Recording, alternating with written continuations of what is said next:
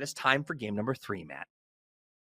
I've gotten my eyes on gas cans. They've been able to scrounge up. They've been in some bad positions, but they've managed to make sure to rack up kills whenever they can, because you've been talking about Toffees. Being able to walk away with as many kills as possible has led to the tiebreaker repeatedly. True. Whenever we look at the last week of the last PCS, not necessarily the case, because that was more of a chicken dinner race. But most of the time, whenever looking at the most chicken rule, kills become a huge factor for placement in the later stages of the event.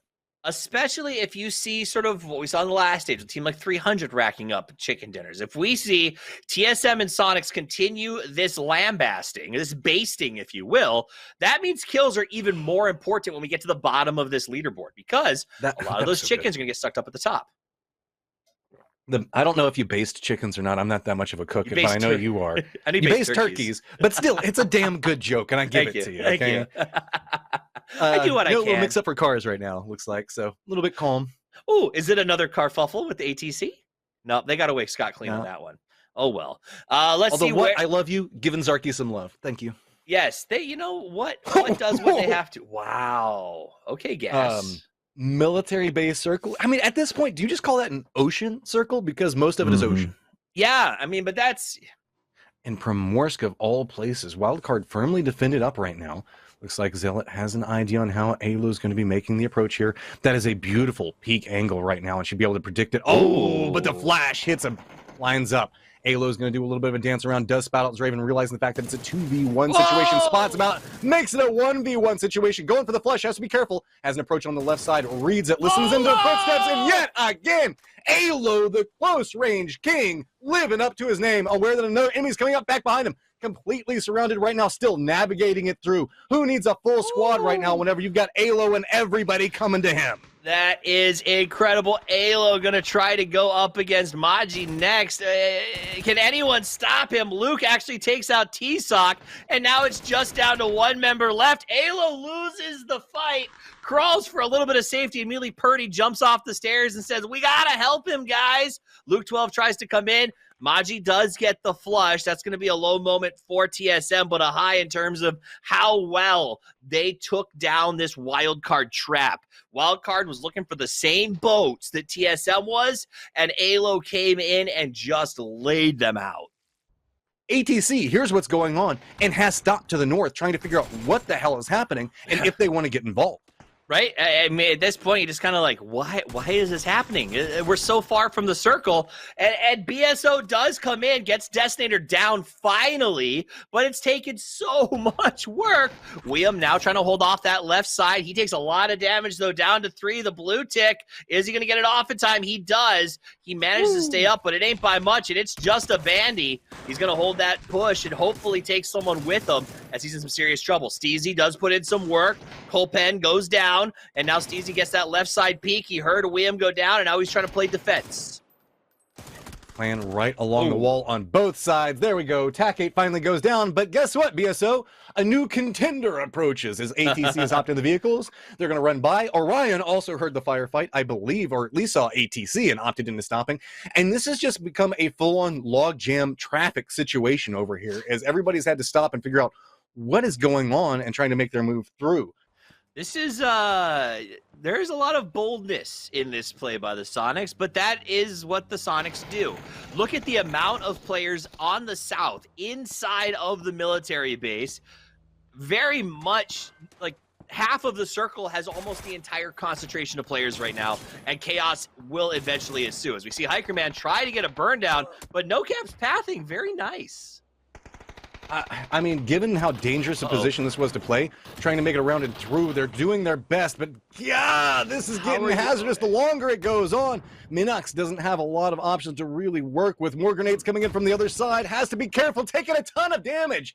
Adam creeping forward, realizing the opportunity is theirs, and there we go. Another grenade's going to go ahead and do a ton of work into what's happening. It's just going to be Retaliative that's going to be alive, I guess, off to the side. I think he might have snuck in here. I don't know if the other teams are aware. Maybe EP might know where he's at. He snuck in quietly, and I think on the comms, like, I told you guys not to go over there. As they get knocked out, Corsac from Evil Pandas, 2 of their team left alive, does see the gas cans, but the gas cans have been absolutely on fire in this game so far. So Corsac maybe not over-aggressing the push as he keeps eyes on the chaos.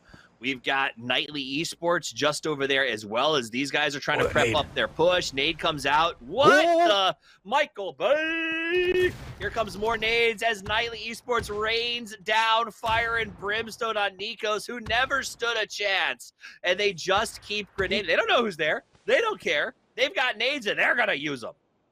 He knocked one of them. I don't think the rest of gas cans can really get to any point to provide any more back onto this. Dodge does have control over the barracks, which whenever you look at the height advantage from that is giving them a lot of vision on these little small fights that are happening around. So if you see any side shots coming in, most likely that's going to be Dodge based off of the position that they're playing. They are looking directly into what's going on with this EP, no cap, gas cans, Nightly Esports situation, as well as SONIQS, who has a little bit of a side angle. Eternity as well gets a little bit of vision in what's going on. Soup's got himself a pretty decent idea on how this is playing out. ATC, you see that pop, got a crate, and they'll be able to rotate to the NO and get another crate, very likely, as well as the high ground. So this is a big game for ATC, but meanwhile, let's go back to No Cap. Yeah, well, he's doing what he can. He's doing what he can. He's a little nervous right now. He's got a ton of SONIQS members around him. He's trying to creep away. He does have EP off the other point. Going to go ahead and try to get a little bit more. He does manage to take down Corsac. Going to have to be very careful as he jukes his way through that. Luckily, there are a lot of very sneaky little hidey holes that he can manage to position into. And he is inside the safe zone, so there is no rush for him to move at the time. But again, in the most chicken format, positioning, unless you get first, doesn't matter. Trying to pick up the kills, sneaking back out, making sure to get that flush on a Corsac, that's what matters. SONIQS always watching, waiting, holding a good spot right now. They've been playing very aggressive, and they still managed to keep 4 up. Orion trying to find their way into a safe spot, but ultimately Hedonix is Hedonix's worst enemy. He should be resable, no issue, as he crawls into the safe zone. That's heartbreaking. That little smidgen of damage you take whenever you crash into something was enough to get the knock onto him. Roth's going to try to capitalize off of that a little bit more and get the spray in. We do still have the fight going on between Nightly Esports and Gas Cans, as well as Greg Shots finding himself in a very difficult position. Does manage to get down onto one, but you can see not a lot of options in how he's moving through this right now. Multiple members of Nightly Esports are down, but it's going to be on sneak attack and trying to figure out how he's handling what's going on. Greg Shot with a good read on how to maybe get some more out of this. Throwing down some smokes, sneaking around, but it's going to be off to the side. Keep in mind, one of the members for Nightly Esports is up, and I think has vision on Greg Shot. Well, not up, is crawling right now in a down position. So Greg Shot, counter moving around this, trying to see if maybe he can sneak in, but it's going to be a little bit too late onto it. Trying to listen up. Throwables are now starting to come out. Looks like they have a read on how he's trying to play it. Let's see if maybe he can navigate, sneak through these different points. He doesn't have much to work with, but another Molotov right now could be huge. He's kind of counterflanked around different points and has to juke around between this. Gets vision onto it, but it's gonna be a little bit too late. Molotov at least gonna make it a little bit more annoying to get to it. The counter molly was just too strong. Nightly Esports does manage to keep moving forward. Retaliative, though, does get sneak attack. Sneak attack breathes a sigh of relief. Oh, good. We got Greg Shot. Pop! Headshot. Down he goes. That said, it's Retaliative still holding on for dear life. He's been alone for a while now and fighting teams like the SONIQS nonstop and has managed to somehow survive. I mean, you got to give it to the dude. He knows the fact that he's got to pick up as much as he can here. And this isn't just a solo rat situation. This guy tossing out grenades, taking shots at people that are encroaching around him. He knows the fact that his goal right now is to get as many kills as possible. Grenade's going to go a little bit too far, but look at the suppression that he's providing right on top of Nightly Esports. That's more tick damage that they're taking from the blue. That's not very much information that they're managing to gather at the time. And this is a one guy that is just constantly harassing them. And SONIQS, now with information on what's going on, is just going to take shots into it, and then it's Soup on the other side being patient that's going to go ahead and take him down. So No Cap actually out surviving them. And just like that, they are gone. Excellent. Retaliative does survive, and that's what it was. He played like such a Chad that he forced Nightly to play like a bunch of rats, and they got caught in the trap of SONIQS, as well as I forgot who got the other shot, ETR from the other side. Meanwhile, ATC has the high ground. They've picked up 2 crate weapons. They've got 2 tier 3 helmets. They are in an excellent spot right now. I like this from Space Station Gaming, realizing that there's not a lot of threats right now. One member for ATC is down, so trying to get a res at the time means the fact that this side push is going to be open. Dodge still leaning into this high ground advantage, and again, look at the vision on everything that's been going on. Sure, they don't have a lot of kills, but they have stalled so much movement. Vegas off to the side, absolutely rips apart Orion, and that was almost a problem. That's fine though. They should still be able to get out and get the flushes onto it. Two very weakened Orion members on the outside of this. As you can see, everybody from Dodge wanting to try to go ahead and finish this one off, but a little bit hesitant to step out into the open. They don't want to bite off more than they can chew. And it's going to be Hello Senpai getting a little bit more harassment. Molotov's coming in, and I believe there is just one up on the other side of this for Orion. Make that, two, then back down to 0. Orion goes down, Dodge with a nice play. The SONIQS have taken that little warehouse or whatever the hell that place is, and they're going to go ahead and lock it up. They go into where Retaliative was basically running this by himself for a while there as they managed to get their hands on it. ATC does still have the mountaintop, though they're slowly but surely losing ground. Marsalek does manage to hold off SSG, who was interested in coming up here, but look at this. ATC has tons of feature. There's lots of land for them to hide in, a lot of space to work, and honestly, just kills to be gathering. Well, they've only got one so far, but more are coming. And creeping around off of it, got to be very, very careful. It's two different points right now that Space Station Gaming realizes the fact that, hey, we can really take it to these two squads. We just have to make sure that we stay alive every step of the way. It's a tale of two players. Keenan goes ham and tries to wipe a team by himself. Roth crawls inside of a wall trying to get to a bush. Keenan goes down after causing some real trouble, and that may have been the distraction required to get Roth close enough to sort of hide out a little longer, maybe. ETR is like, we don't want to go after the SONIQS. We want to go this way instead. Yeah. Throwing down a smoke wall, creeping through, but they're going to be walking into what could be a problem. Icy Flex is still hiding out over here, and here comes some throwables, and that fence just saved Soup. That angle looked like it was right on top of his head. Woo! Nade comes up and over. Finna trying to get that nade on Soup, but Soup is low. The fire finally burns out. Soup can't go too far backwards because that circle is closing. He's got to try to push forward. He's hoping to catch Finna on the transition to the radar, but I don't think that it's going to work. Soup decides to slide back around the left side. Dodge still locked inside of the barracks. Got to figure out how to get out of this one. They don't have the smokes. Meanwhile, Roth does go down to Marsalek from ATC as, again, Dodge just doesn't seem... They got 5 smokes right here. Now's the time to pop them out there and just make a wall. This is a huge problem for everybody that's invested in this right now. Vegas is trying to get some work into ETR. Finna tries to go, but there's a quick exchange. Jumbi goes down. Now the question comes into play, what can Icy Flex do? With Eternity trying to get the res, Icy Flex is going to have to make a play, and he could step out and spot them and do a ton of work into ETR right now.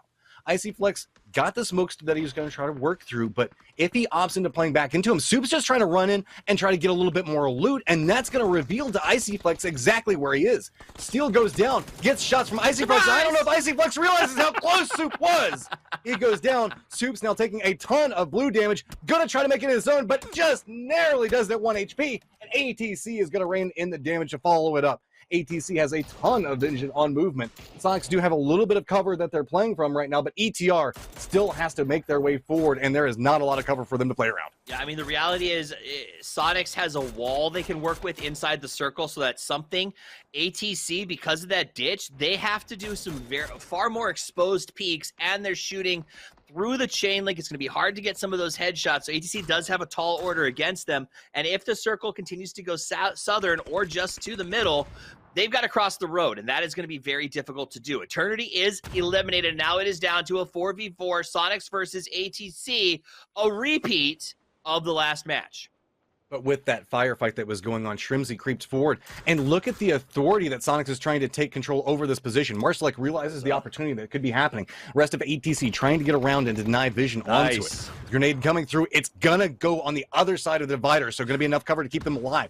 This is a straight-up 4v4. While I say that, Mime does go down to a grenade, making it into a 4v3, and he's kind of separated out, so I wouldn't be surprised if he just goes down. SONIQS trying to keep control over this position right now, but it's going to be ATC. Look at this, just playing across the top of it, but Shrimzy's creeping forward off of this and might be able to find a sneaky angle. He does reveal himself, but has to be cautious. He is surrounded at the time, and I don't know if he realizes he's vulnerable. From the other side of it, does get spotted out. Marsalek starting to play this beautifully, goes for the flushes, SONIQS was trying to get control over this area, but it's going to be Hwinn going to the high ground up on top of it to try to see if maybe he can get a play. He does connect with the grenade on this. So now 2 members for SONIQS still alive and trying to navigate everything that they can to get the high ground into it, because this could be huge for them. They're going up to the top. Hwinn, the dirty boy, decides to take the high ground. ATC tried to play 2 sides, and it worked for a little while, but they got Hwinn up. That's what SONIQS was committing their resources to, was taking the high ground. So now let's see which one pans out. Hwinn and TGLTN versus the 2 remaining members of ATC.